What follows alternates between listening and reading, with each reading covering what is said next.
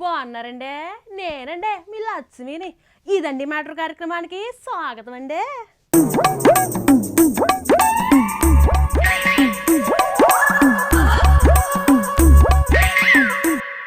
దొన్నపోతీనిందని ఒకడంటే దోణ తెచ్చి గొడ్ల సవిట్లో కట్టేమన్నాడంటండి ఇంకొకడు. అట్లుంది కొంతమంది బట్టతల రాయలు వ్యవహారం. బోడిగుండి క్రీమ్ రాస్తే జుట్టు మొలుతుందని చెప్పి బట్టతలపై ఉన్న 4 ఇంటికలు నున్నగా కొరికేసి అప్పుడే షాప్ నుంచి తీసుకొచ్చిన ఎత్తడి గిన్నెలాగా తల ఆడిపెట్టి చేశాడండి. ఇలా ఒక్కరికి కాదు, ఇద్దరికి కాదు, పొదుల సంఖ్యలో చేశాడండి బాబా. ఆ పైన గుండెకి ఒక క్రీమ్ రాశాడండి. తరువాత టర్మ్స్ అండ్ కండిషన్స్ అప్లై అన్నట్టుగా గుండు పైన అరగా నీళ్లు పోసి చల్లుతూ ఉండాలని, లేకపోతే ఆ క్రీమ్ పనిచేయదని చెప్పాడండి బాబా. పూల వ్యాపారులు పూలు ఆడిపోకుండా చల్లుతారు కదండి, అట్టన్నమాట. అంతేకాదండి, ఆ నీళ్లు కిందకి కారకుండా పొలానికి గట్టేసినట్లు గుండు చుట్టూ తువ్వాలు చుట్టుకోవాలి. ఇలా చేస్తే మీ గుండు మీద మొలకలు అదేనండి జుట్టు బాగా మొలుస్తుందని, అది కూడా 200 రూపాయలకే అని ఒకరు ప్రచారం చేయడంతో భలే చౌక బేరమంటూ బట్టతల రాయిళ్ళు పొలోమని పోటెత్తారు. జుట్టు రావడమేమో కానీ ఆయన గోరు రాసిన క్రీము వల్ల బోడుగుండు మీద బొబ్బలు వచ్చి అనేక మంది ఆసుపత్రి పాలయ్యారండి.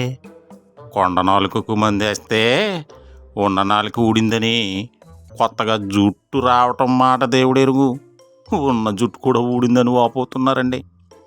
వీళ్ళని చూసిన బంధువులు స్నేహితులు తిరుపతి ఎప్పుడు వెళ్ళొచ్చారంటూ మాకు లడ్డు తేలేదా అని అడుగుతుంటే ఏం చెప్పాలో తెలియక తిరునాళ్ళలో తప్పిపోయిన పిల్లాడిలా బెక్కముఖం వేస్తున్నారంట. వకీలు అనే వ్యక్తి చేసిన దానికి అరగుండు కాస్త పూర్తిగా గుండెగా మారి గుండె మీద పుండ్లు కూడా పడుతున్నాయట. ఇంతకే విషయం ఏంటంటేనండి, హైదరాబాద్ పాత బస్తీకి చెందిన వకీలు అనే సెలూన్ వ్యాపారి 200 రూపాయలకే 8 రోజుల్లో బట్టతలపై జుట్టు మొలిపిస్తానని బాగా ప్రచారం చేసుకున్నాడు. ఢిల్లీకి చెందిన బిగ్ బాస్ ఫేమ్ కూడా తాను బట్టతలపై జుట్టు మొలిపించానని, ఆయన ఇప్పుడు ధోని లెవెల్లో జులపాలు పెంచుకొని ఢిల్లీ వీధుల్లో తిరుగుతున్నాడని ఊరు వాడ ప్రచారం చేశాడు. ఆ ప్రచార వీడియోలు సోషల్ మీడియాలో బాగా వైరల్గా మారాయి.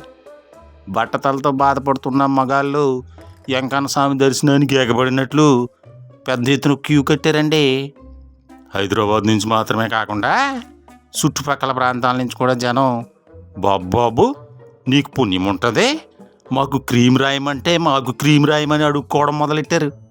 అతగాడు ఢిల్లీ నుంచి తెచ్చిన ఒక కెమికల్ను క్రీముల బట్టతలపై పూస్తున్నాడు.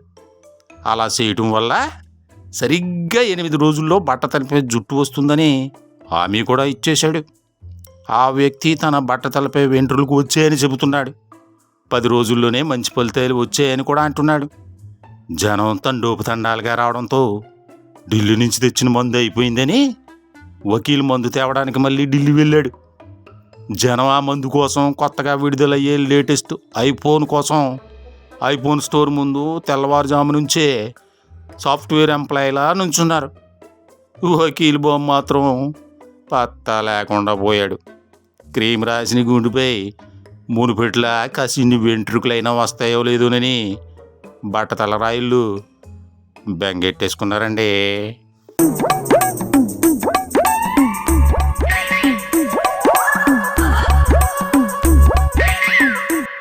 మడిసి భాష మాట అవసరాలకు ఉపయోగపడేందుకు పుట్టిందండి. అయితే దాన్ని ఇష్టం వచ్చినట్టు వాడితే శ్రీకృష్ణ జన్మస్థానానికి చేరుకోవాల్సి ఉంటుందండి బాబా. కానీ ఖర్చు లేకుండా నోట్లోంచి వచ్చేదే కదా. నరం లేని నాలుక ఎట్టయినా తిప్పేచ్చు అనుకుంటే తిప్పలు తప్పవండి. అలా తిప్పే సినీ నటుడు రచయిత పోసాని కృష్ణమురళి, గన్నవరం మాజీ ఎమ్మెల్యే అదేనండి వల్లభనేని వంశీ గారు లాంటి వాళ్ళు ఓసలు లెక్కెడుతున్నారండి బాబా. తెలుగుదేశం సోషల్ మీడియాకు చెందిన చేబ్రోలు కిరణ్ అని ఆయన తెలుసు కదండి. ఆయన కూడా ఇలాగే నోరు జారి ఇప్పుడు జైల్లో కూకున్నాడండి బాబా. ఈపు నోరుని బతిమలాడిద్దంట, నువ్వు ఏది పడితే దానే మాకే నాకు పగిలిద్ది అని. అది పాత రోజులండి. మరి ఇప్పుడు ఎవరి మీద పడితే వారి మీద నోరు జారిస్తే ఈపు ఒక్కడే కాదండి, మొత్తం బాడీకే పగిలిద్దండి బాబా. ప్రతి ఒక్కరికి వాక్ స్వాతంత్రం ఉంటుంది కదండి, కానీ దానికి ఒక అద్దు ఉంటుంది కదా. విమర్శించడం వేరు, అడ్డదిడ్డంగా బూతులు పంచాంగం ఎత్తుకోవడం వేరు. చేతిలో సెల్లో ఎదురుగా మైక్ ఉందని రెచ్చిపోతే జైలు సెల్లో కూకోవాల్సి ఉంటుంది. మరి ఈ సేబ్రోలు కిరణ్ మాజీ ముఖ్యమంత్రి వైఎస్ జగన్ భార్య భారతిని అనుకోడని మాటలు వినకూడని మాటలు అనేసాడండి ఓ ఇంటర్వ్యూలో. అవి కాస్త వైరల్ అయ్యి రచ్చరచ్చయ్యాయి.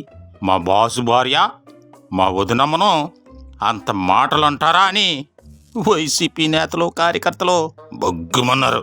దీంతో ప్రభుత్వం సేబ్రోల్ కిరణ్పై కేసెట్టి బొక్కలేయమంది. పోలీసులు కిరణ్ను ఈడ్చుకొచ్చి బొక్కలో వేసేసారు. ఈ కిరణే కాదు, మొన్న అలేఖ్య సిట్టి పచ్చళ్ళు అమ్మడు అలేఖ్య కూడా ఇట్టానే ఎవరో మీ పచ్చళ్ళ రేటు ఎక్కువగా ఉన్నాయని, మరి ఇంత రేటా అన్న పాపానికి అమ్మన బూతులు మాట్లాడేసిందండి. అంతేనా? నీలాంటి దరిద్రుడికి పెళ్ళెందుకు, ఒకవేళ చేసుకున్నా నీ పిల్లం లేచిపోద్దని పాపం శాపనార్థాలు కూడా పెట్టేసిందండి. ఓ 4 ఏళ్లలో పాచి పని కూడా చేసుకోమని ఓ ఉచిత సలహా కూడా ఇచ్చిందండి. ఆ ఆడియో బయటకు వచ్చి సోషల్ మీడియాలో వైరల్ అవడం, అలేఖ్య అమ్మడిని అందరూ ఉతికి ఆరేయడం జరిగిపోయింది.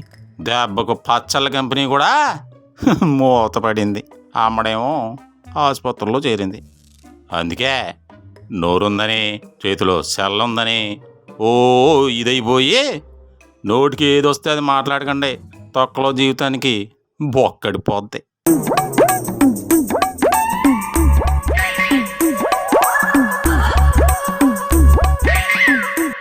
తాను దైవాంశ సంబోధనని చెప్తాడు. తాను చెప్పితే ఎవరైనా మాటాస్ అంటాడు. ట్రంప్ తన వల్లే అమెరికా ప్రెసిడెంట్ అయ్యాడని, నేను ఒక్క ఫోన్ చేస్తే 180 దేశాల అధ్యక్షులు లగెత్తుకొచ్చేస్తారని చెప్తాడండి. తాను తెలుసుకుంటే లక్షల కోట్లు ఇచ్చేస్తారంటాడండి బాబా. అట్టటి వాడిని నేను, నా కారే ఆపుతారా ముఖ్యమంత్రి గారు, యాక్షన్ తీసుకోండి అంటూ సెల్ఫీ వీడియో రిలీజ్ చేస్తాడు. ఇంతకీ ఎవరా పెద్ద మనిషి అనుకుంటున్నారా? ఆయనేనండి మన కేఏ పోల్ గారండి బాబా. మొన్న మధ్య ఆయన గారు కారు వేసుకుని హైకోర్టుకు వస్తే కానిస్టేబుల్ నీ కారు బయట పార్క్ చేసుకో పో అన్నాడంట.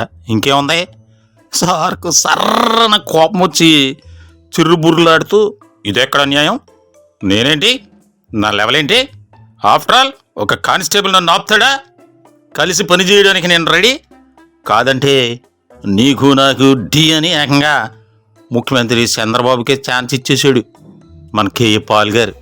చంద్రబాబు నాయుడు గారు మీ పోలీసు ఎస్పీలందరికీ ఇన్స్ట్రక్షన్స్ ఇవ్వండి, పిచ్చి పిచ్చి వేషాలు వేయొద్దు అని. నా వెహికల్ నాపుతారా? 22 సార్లు నన్ను కలడానికి వచ్చి మీరు ముఖ్యమంత్రి కానప్పుడు ఈయన ఎలాగ ఆపుతున్నాడు?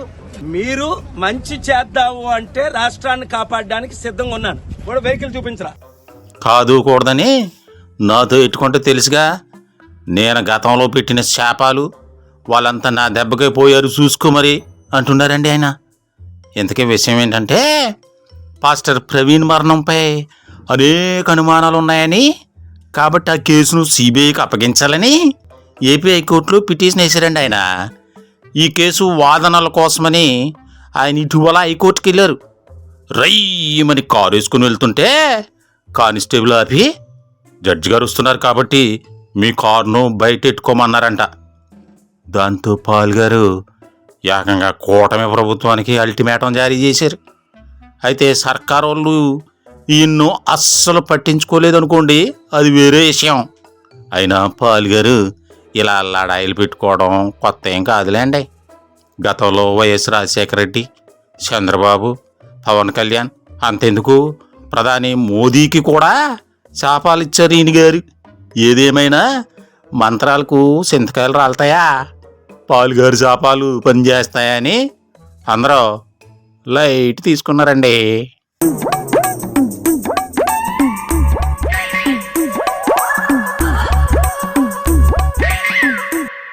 నోరు తెరిస్తే అబద్ధాలు, బండబూతులు, సృష్టికి తానే మూల కారణం అన్నట్టుగా మాటలు.